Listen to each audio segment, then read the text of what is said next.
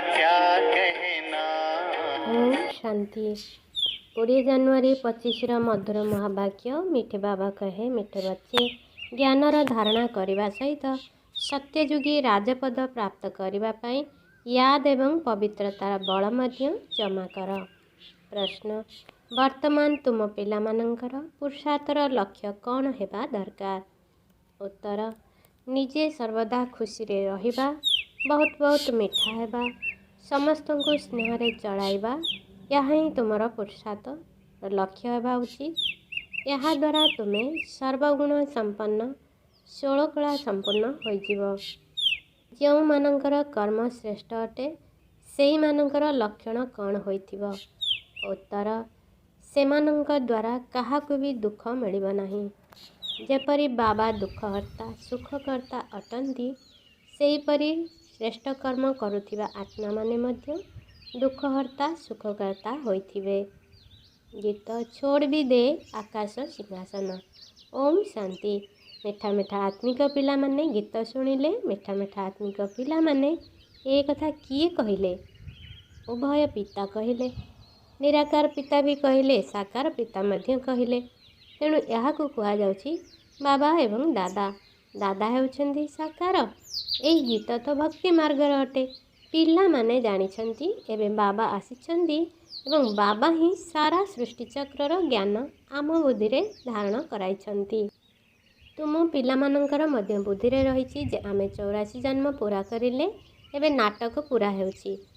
ଏବେ ଆମକୁ ପବିତ୍ର ହେବାକୁ ପଡ଼ିବ। ଯୋଗ ବା ୟାଦ ଦ୍ୱାରା ଜ୍ଞାନ ଓ ଯୋଗ, ଏହା ତ ପ୍ରତ୍ୟେକ କଥାରେ ଆବଶ୍ୟକ।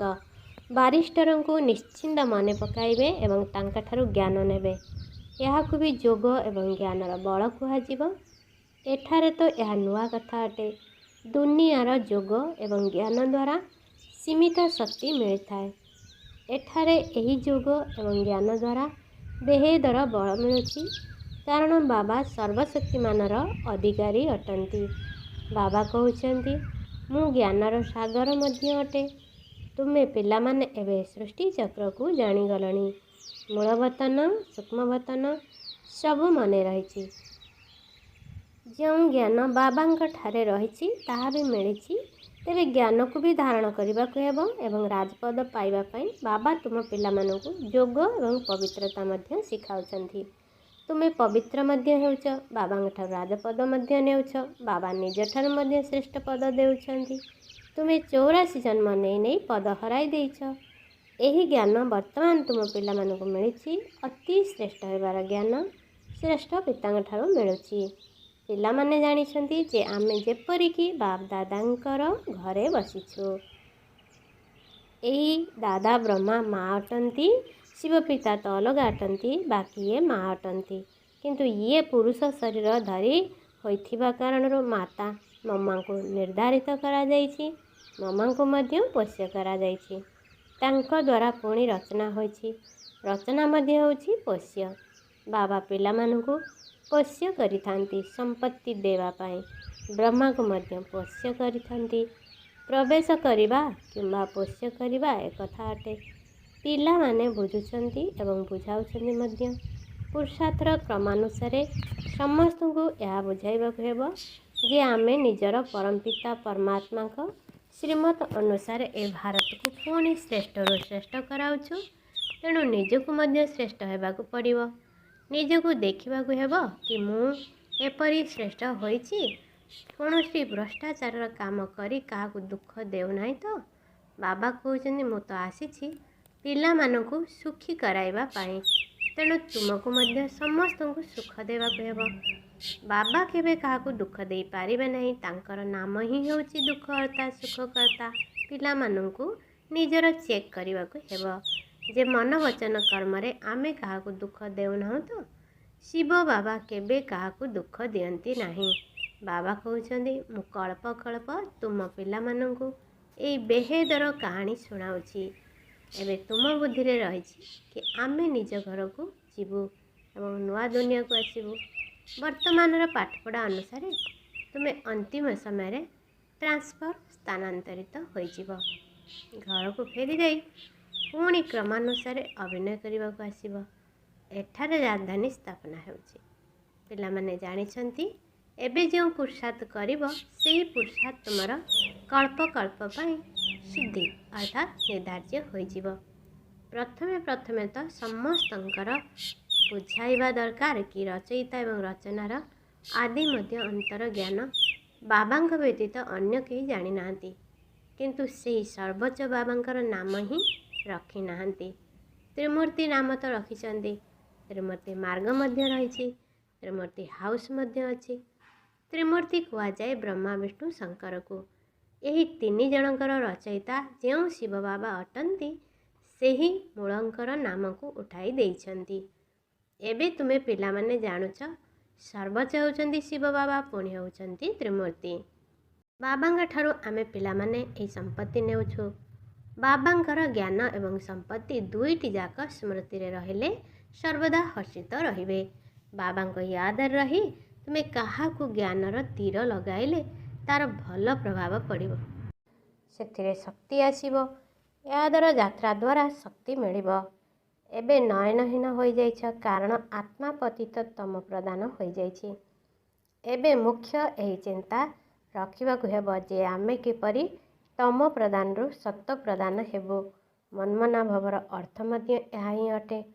ଯେଉଁମାନେ ଗୀତା ପଢ଼ୁଛନ୍ତି ତାଙ୍କୁ ପଚାରିବା ଦରକାର ମନ୍ମନାଭବର ଅର୍ଥ କ'ଣ, ଏହା କିଏ କହିଛନ୍ତି ଯେ ମୋତେ ୟାଦ କଲେ ବର୍ଷା ମିଳିବ। ନୂଆ ଦୁନିଆର ସ୍ଥାପନାକର୍ତ୍ତା ତ କୃଷ୍ଣ ନୁହନ୍ତି, ସେ ତ ରାଜକୁମାର ଅଟନ୍ତି। ଗାୟନ ମଧ୍ୟ ରହିଛି ବ୍ରହ୍ମାଙ୍କ ଦ୍ୱାରା ସ୍ଥାପନା। ଏବେ କରାଇଲା ବାଲା କିଏ ଭୁଲି ଯାଇଛନ୍ତି। ତାଙ୍କୁ ସର୍ବବ୍ୟାପୀ କହିଦେଇଛନ୍ତି। କହିଥାନ୍ତି ବ୍ରହ୍ମା ବିଷ୍ଣୁ ଶଙ୍କର ଆଦି ସମସ୍ତଙ୍କ ଭିତରେ ସେ ହିଁ ଅଛନ୍ତି। ଏହାକୁ ଅଜ୍ଞାନ କୁହାଯିବ। ବାବା କହୁଛନ୍ତି ତୁମକୁ 5 ବିକାର ରୂପୀ ରାବଣ କେତେ ବୁଦ୍ଧିହୀନ କରିଦେଇଛି। ତୁମେ ଜାଣିଛ ବାସ୍ତବରେ ଆମେ ମଧ୍ୟ ଆଗରୁ ଏହିପରି ଥିଲୁ। ହଁ, ପ୍ରଥମେ ଉତ୍ତମରୁ ଉତ୍ତମ ମଧ୍ୟ ଆମେ ହିଁ ଥିଲୁ, ପୁଣି ତଳକୁ ଖସି ଖସି ମହାନ ପତିତ ହୋଇଯାଇଛୁ। ଶାସ୍ତ୍ରରେ ଦେଖାଇଛନ୍ତି ରାମ ଭଗବାନ ବାନର ସେନା ନେଇ ଆସିଥିଲେ। ଏହା ବି ଠିକ୍। ତୁମେ ଜାଣିଛ ଆମେ ବାସ୍ତବରେ ବାନର ସଦୃଶ ଥିଲେ। ଏବେ ଅନୁଭବ ହେଉଛି ଯେ ଏହା ହେଉଛି ଭ୍ରଷ୍ଟାଚାରୀ ଦୁନିଆ। ଜଣେ ଅନ୍ୟ ଜଣକୁ ଗାଳି ଦେଉଛନ୍ତି, କଣ୍ଟା ଲଗାଇ ଚାଲିଛନ୍ତି। ଏହା ହେଉଛି କଣ୍ଟାର ଜଙ୍ଗଲ, ତାହା ହେଉଛି ଫୁଲର ବଗିଚା। ଜଙ୍ଗଲ ବହୁତ ବଡ଼ ହୋଇଥାଏ, ବଗିଚା ବହୁତ ଛୋଟ ହୋଇଥାଏ। ବଗିଚା ବଡ଼ ହୋଇନଥାଏ। ପିଲାମାନେ ବୁଝିଛନ୍ତି ପ୍ରକୃତରେ ବର୍ତ୍ତମାନ ଏହା ହେଉଛି ବହୁତ ବଡ଼ କଣ୍ଟାର ଜଙ୍ଗଲ। ସତ୍ୟ ଯୁଗରେ ଫୁଲର ବଗିଚା କେତେ ଛୋଟ ହେବ ଏହି କଥା ତୁମେ ପିଲାମାନେ ମଧ୍ୟ ପୁରୁଷାର୍ଥ କ୍ରମ ଅନୁସାରେ ବୁଝୁଛ। ଯେଉଁମାନେ ଜ୍ଞାନ ଏବଂ ଯୋଗ କରନ୍ତି ନାହିଁ, ସେବାରେ ତତ୍ପର ହେଉନାହାନ୍ତି, ସେମାନେ ତାଙ୍କ ଭିତରେ ଏତେ ଖୁସି ରହିବ ନାହିଁ।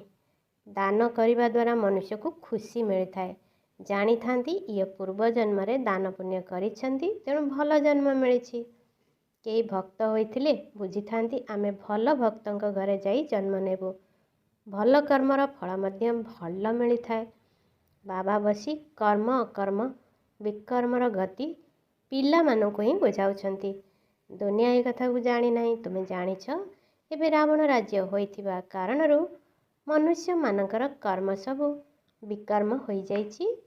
ପତିତ ତ ହେବାକୁ ହିଁ ପଡ଼ିବ। 5 ବିକାର ସମସ୍ତଙ୍କ ଭିତରେ ପ୍ରବେଶତା ହୋଇଛି। ଯଦିଓ ଦାନ ପୁଣ୍ୟ ଆଦି କରିଥାନ୍ତି ଅଳ୍ପ ସମୟ ପାଇଁ, ତାର ଫଳ ବି ଅଳ୍ପ ସମୟ ପାଇଁ ମିଳିଥାଏ। ପୁଣି ବି ପାପ ତ କରିଥାନ୍ତି ନା। ରାବଣ ରାଜ୍ୟରେ ଯାହା ବି ଲେନଦେନ ହୋଇଥାଏ ସେ ସବୁ ହେଉଛି ପାପ କର୍ମ।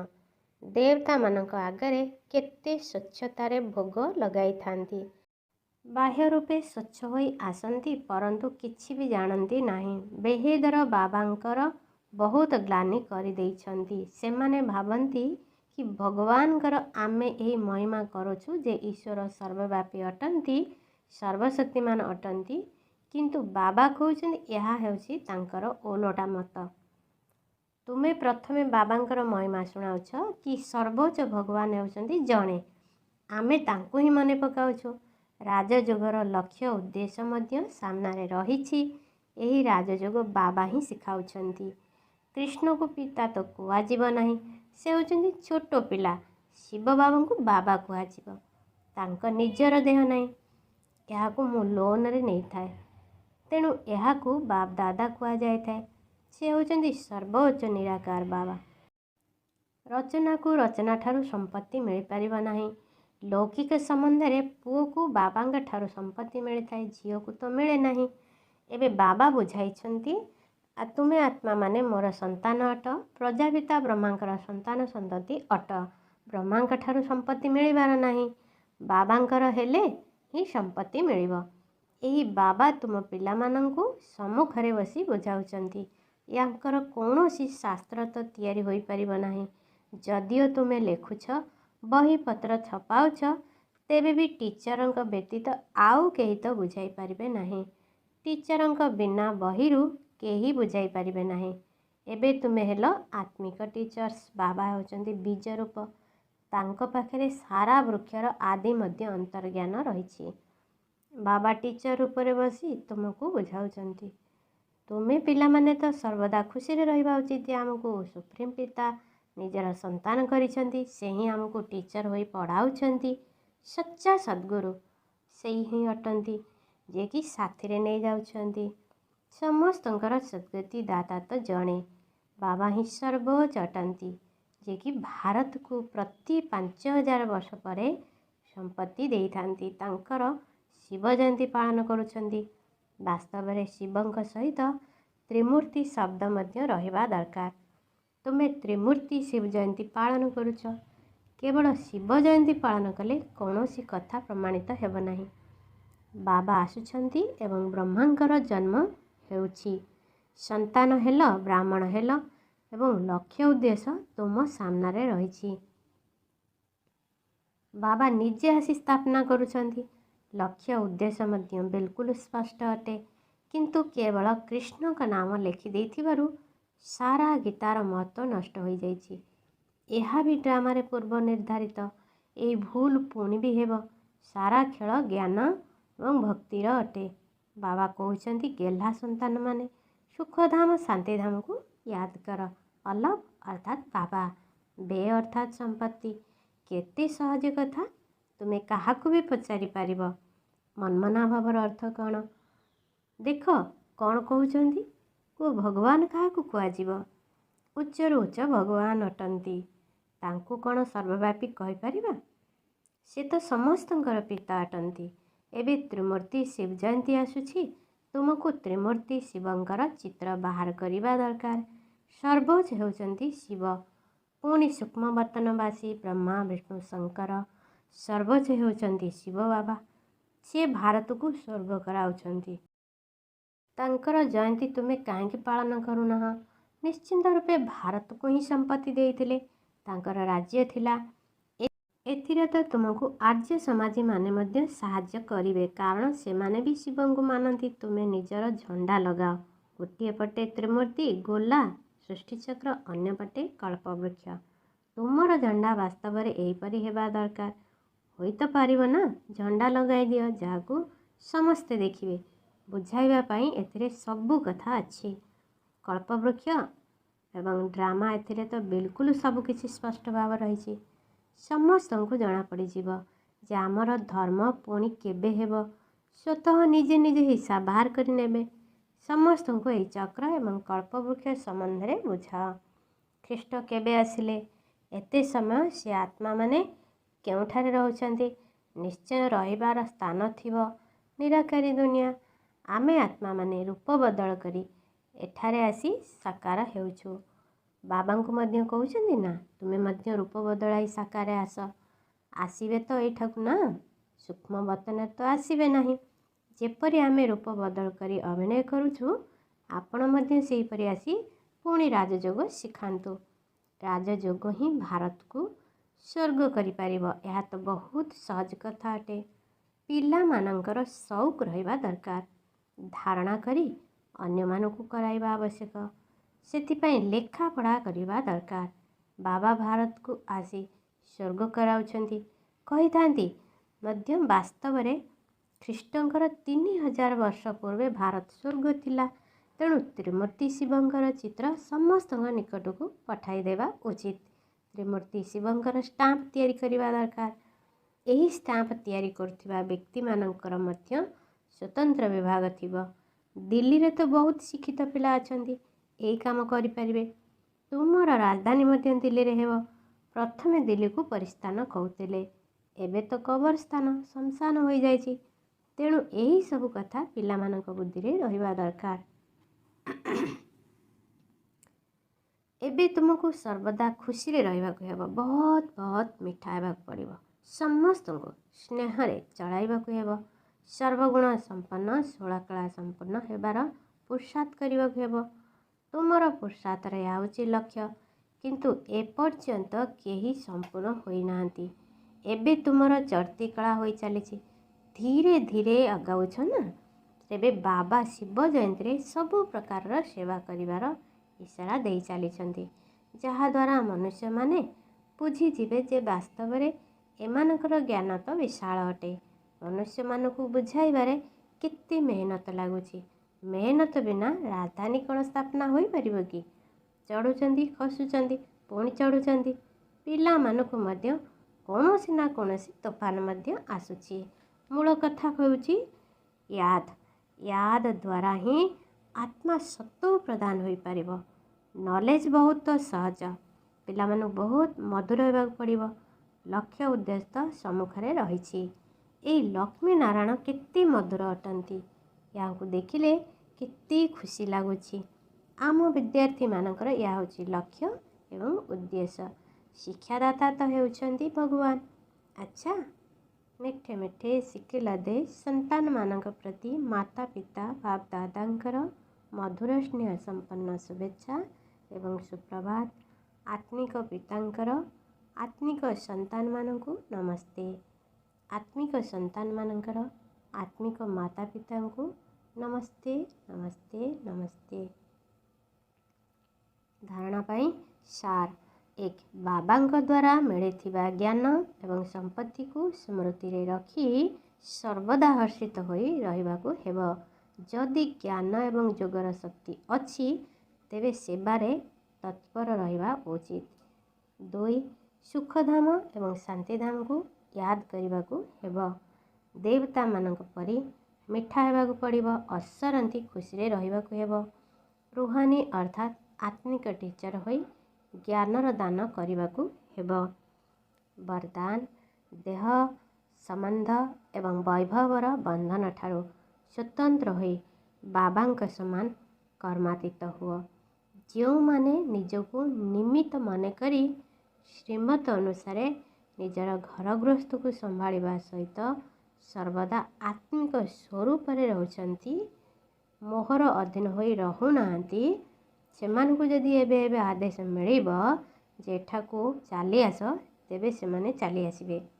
କାରଣ ଯଦି ଅନ୍ତିମ ସମୟରେ ବିଗୁଲ ବାଜିବ ଅର୍ଥାତ୍ ଚେତାବନୀ ମିଳିଯିବ, କିନ୍ତୁ ଭାବିଚିନ୍ତି ହେବାରେ ହିଁ ତୁମର ସମୟ ଚାଲିଯିବ, ତେବେ ନଷ୍ଟ ମହା କିପରି କୁହାଯିବ?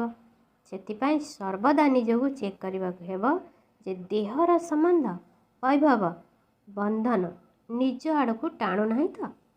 କାରଣ ଯେଉଁଠି ବନ୍ଧନ ଥିବ ସେଠାରେ ଆକର୍ଷଣ ମଧ୍ୟ ଥିବ। କିନ୍ତୁ ଯେଉଁମାନେ ସ୍ୱତନ୍ତ୍ର ଅଟନ୍ତି, ସେମାନେ ବାବାଙ୍କ ସମାନ କର୍ମାତୀତ ସ୍ଥିତିର ପାଖାପାଖି ଅଟନ୍ତି। ସ୍ଲୋଗାନ: ସ୍ନେହ ଏବଂ ସହଯୋଗ ସହିତ ଯଦି ଶକ୍ତି ରୂପକୁ ଧାରଣ କରିବ, ତେବେ ରାଜଧାନୀରେ ଆଗୁଆ ନମ୍ବର ମିଳିଯିବ। ଓମ୍ ଶାନ୍ତି। हमने प्यार वो पाया जो दुनिया पा नहीं सकती। ମୁଁ ବିଶେଷ ଆତ୍ମା ଅଟେ।